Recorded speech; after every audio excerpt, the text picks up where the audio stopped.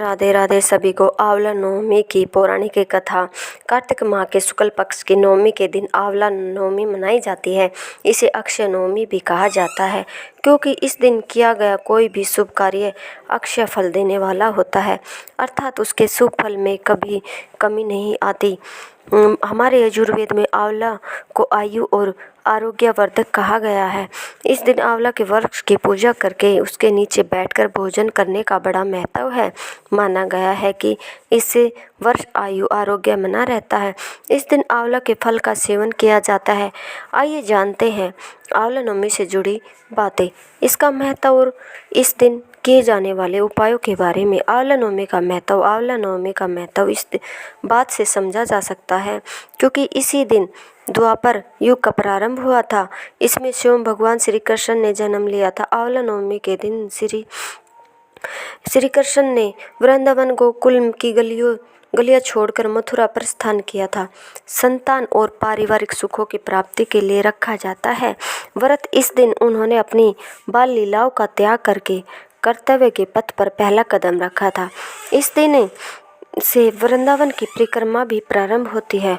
आंवला नवमी का व्रत संतान और पारिवारिक सुखों की प्राप्ति के लिए किया जाता है। यह व्रत पति पत्नी साथ में रखे तो उन्हें इसका दोगुना फल प्राप्त होता है। आंवला नवमी के दिन स्नान आदि करके किसी आंवला वृक्ष के समीप जाए, उसके आसपास साफ सफाई करके आंवला वृक्ष की जड़ में शुद्ध जल अर्पित करके फिर उसकी जड़ में कच्चा दूध डाले, पूजन सामग्रियों से वृक्ष की पूजा करें और उसके तने पर कच्चा सूत या मोली 8 परिक्रमा करते हुए लपेटे। कुछ जगह 108 परिक्रमा भी की जाती है। इसके बाद परिवार के सुख समृद्धि की कामना करके वृक्ष के नीचे ही बैठकर परिवार मित्रों सहित भोजन किया जाता है। आंवला को वेद पुराण में अत्यंत उपयोगी और पूजनीय कहा गया है। आंवला का संबंध कनकधार स्त्रोत से भी है। आंवला नवमी और शंकराचार्य जी की कथा।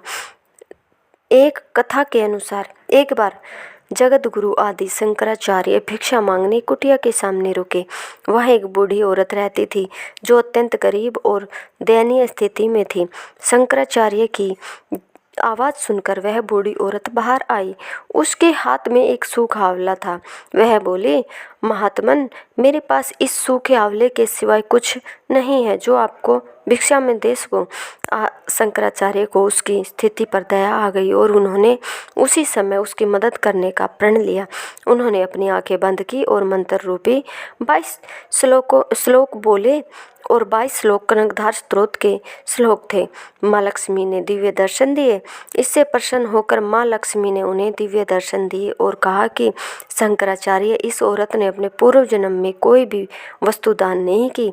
यह अत्यंत कंजूस थी और मजबूरी वश कभी किसी को कुछ देना ही पड़ जाए तो यह बुरे मन से दान करती थी। इसलिए इस जन्म में इसकी यह हालत हुई है। यह अपने कर्मों का फल भोग रही है, इसलिए मैं इसकी कोई सहायता नहीं कर सकती।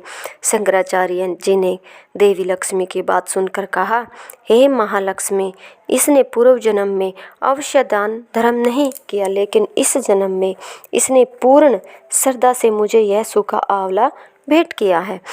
इसके घर में कुछ नहीं होते हुए भी इसने यह मुझे सौंप दिया। इस समय इसके पास यही सबसे बड़ी पूंजी है।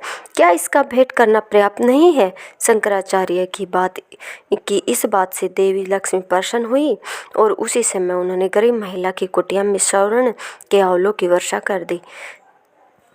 धन्यवाद। अगर आपको यह कहानी पसंद आती है तो कृपया हमारे चैनल को लाइक सब्सक्राइब जरूर करें। धन्यवाद।